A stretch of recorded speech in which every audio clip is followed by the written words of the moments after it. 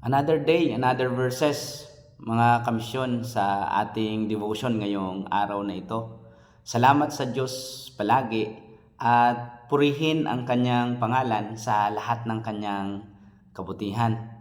Narito pong muli ang inyong lingkod, ang misyonerong Kabiteño, at naghahatid sa inyo ng salita ng Diyos.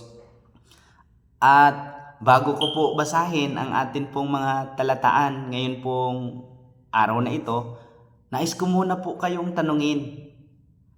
Kamisyon, kaibigan, naranasan mo na bang mapagod?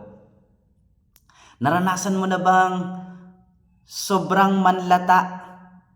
Sobrang manlata. Subalit hindi mo alam ang kadahilanan nito. Nawalan ka na rin ba ng gana sa espiritual mong buhay?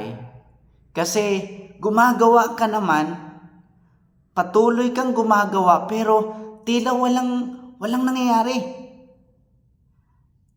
Hanggang ngayon ba, kamisyon, isa ka doon sa nanglulupaypay, nanghihina, at tila nawawalan ng motibasyon, nawawalan ng pag-asa para magpatuloy? Kamisyon, kaibigan, akmang-akma ang maiksing devotional na mensaheng ito ng inyo pong lingkod. Nais ko pong basahin sa inyo ang Isayas, kabanatang 4 na po. Ang talata ay 28 hanggang 31. Hindi mo baga naalaman, hindi mo baga narinig ang walang hanggang Diyos, ang Panginoon ang may lalang ng mga wakas ng lupa.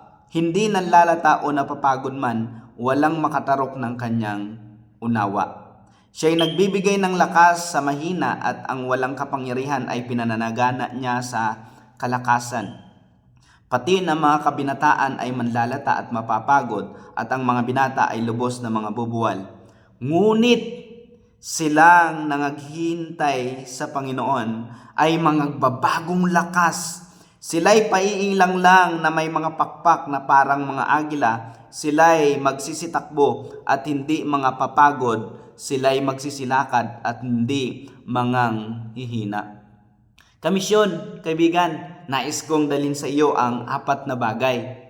Sapagkat ito po ay isinulat ni Isayas sa panahon na ang bansang Huda o ang kalahati ng Israel ay nasakop ng Babylonia. Pinadalhan pa rin sila ng Diyos ng salita ng kaaliwan. Pinadalhan pa rin sila ng Diyos ng salita ng pag-asa. Pinadalhan sila ng Diyos ng salita na magbibigay sa kanila ng sigla, ng panibagong sigla. Kaya nais ko pong dalhin sa inyo ang 4 na bagay ngayong pong umaga, kamisyon. Una, ang walang hanggang Diyos na siyang makapangyarihan sa lahat. Binanggit doon sa talatang 28. Yun yung una. Hindi siya napapagod, hindi siya nanlalata, hindi nababawasan ang kanyang kapangyarihan. Kaya po, dito natin makikita ang sabi niya, hindi mo baga naalaman, hindi mo baga narinig ang walang hanggang Diyos, ang Panginoon, ang may lalang ng mga wakas ng lupa. Hindi nanlalata o napapagod man. So, ganun po ang Diyos. Patuloy siyang nagbibigay ng kaaliwan sa kanyang bayan. Patuloy siyang nagsusugo ng kalakasan sa kanyang bayan. Sa kabila ng kanilang panghina dahil nasakop sila ng Babylonia. Subalit malapit nang matapos yung 70 years na pagkakasakop ng Babylonia sa bansang Huda o sa kalahati ng Israel. Nung panahon po na iyon. Kaya sa iyo man, kamisyon, kaibigan, kung ikaw ay napapagod, kung ikaw ay nanghihina, kung ikaw ay nanglulupaypay, dahil sa lahat ng mga nangyari sa iyong buhay, narito ito ang mensahe ng Panginoon sa iyo. Ang walang hanggang Diyos, ang Panginoon, ay siyang makapangyarihan sa lahat. Kaya kanyang baguhin, kaya kanyang dalhan ng panibagong lakas. Kaya kanyang aliwin sa iyong kalalagayan kung ikaw ay nalulungkot. Pangalawa po, sabi ng talataang 29, sa kanya nagmumula yung kalakasan, Siya yung nagsusustain ng kalakasan sa mga nanghihina. Kaya kamisyon, kung ikaw ay nanghihina, nariyan yung kalakasan na nagmumula sa Panginoon. Nais kanyang palakasin, nais kanyang patatagin, nais kanyang muling pasiglahin kung ikaw ay nanlalamig sa spiritual mong buhay.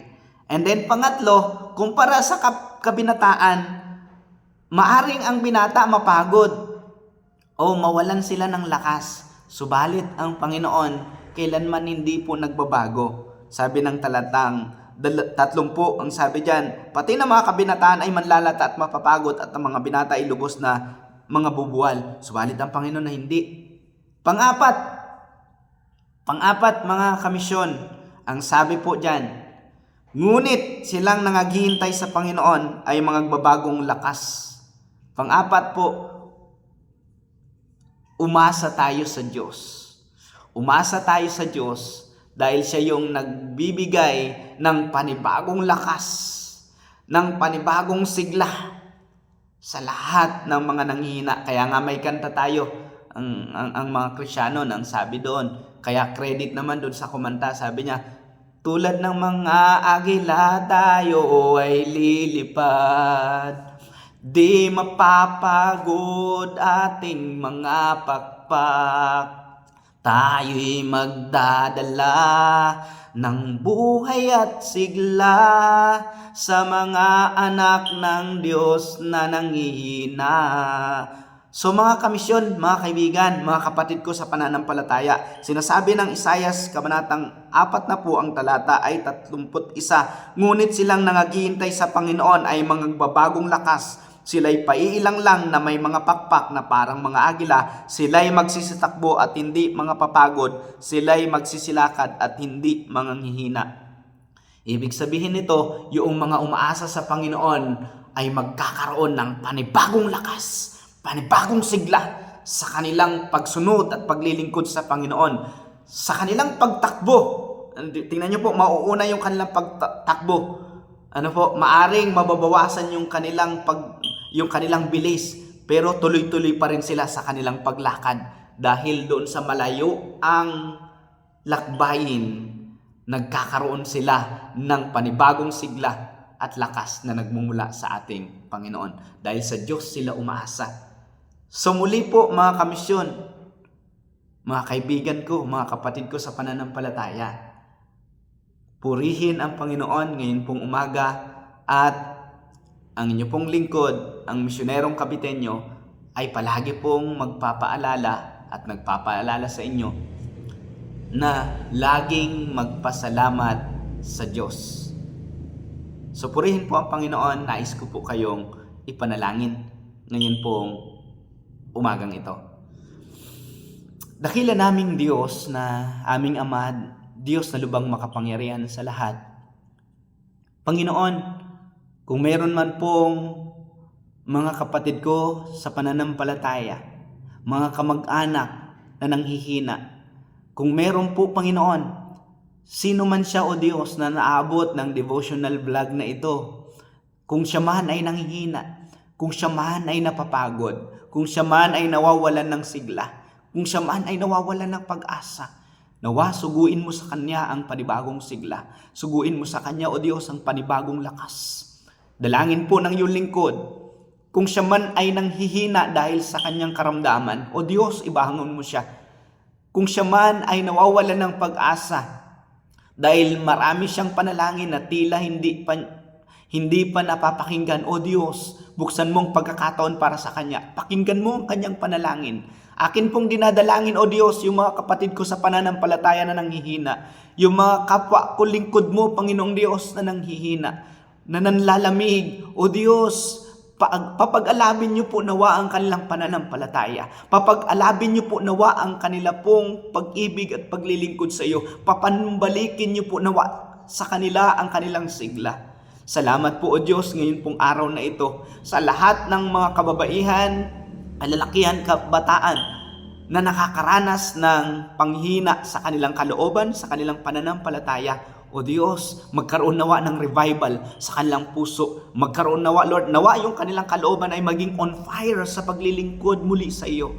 Salamat po ngayong araw na ito Lord, sa mga pastor, Panginoon, na marahil, O Diyos, dumadaan sa maraming mga pagsubok sa buong probinsyang ito ng Cavite, sa buong Pilipinas, sa mga kapwa komisyonero, sa mga kapwa ko lingkod mo, Panginoon, dalangin po, O Diyos, ng iyo pong lingkod. Nawa, Panginoon, sa pamamagitan ng panalangin ito, nawa, O Diyos, patuloy nilang maranasan na ikaw ang Diyos na makapangyarihan sa lahat. Patuloy nilang maranasan na ikaw ang Diyos na nagpapadala ng panibagong kalakasan, panibagong sigla ng lupang katawan at ng espiritual. O Diyos, yung mga nanghina na mga kapatid ko sa pananampalataya, Lord, kung sino man ang naaabot ng panalangin ito, kung sino man ang naabot ng video na ito, O Diyos, palakasin mo siya. O Diyos, bigyan mo siya ng kaunawaan na dapat ikaw ang kanyang kilalanin. Kumilos ka, O Diyos, sa kanyang buhay. Patuloy na ikaw, Panginoon, ang magbigay ng kaunawaan, ng encouragement sa kanya na siya'y magpatuloy na kumilala sa iyo. Huwag siyang bumitaw sa iyo sapagkat ikaw ay totoo, tunay na makapangyarihan sa lahat. O Diyos, maraming salamat sa umagang ito. Purihin ka, sambahin ang iyong dakilang pangalan. Maraming salamat po. Ang lahat ng ito ay aking pong hinihiling at dinadalangin sa iyo, Ama, sa pamamagitan lamang ng iyong bugtong na anak na si Jesus na aming Panginoon. Sa tulong ng banal na Espiritu. Amen. Amen. Muli po, mga kamisyon, kung ikaw ay napagpala sa pamamagitan ng panalangin at ng salita ng Diyos, mangyari po na i-comment mo sa iyo pong sa comment section ang salitang Amen, at maaari nyo pong ipadala sa pamamagitan ng Messenger o sa pamamagitan ng comment section ang inyo pong panalangin. At huwag nyo pong kalimutan, mga kamisyon, paki-like, paki-heart, paki-share, paki-follow ang FB page ng inyo pong lingkod, Misyonerong Caviteño. Purihin ang Panginoong Diyos palagi. God bless us all.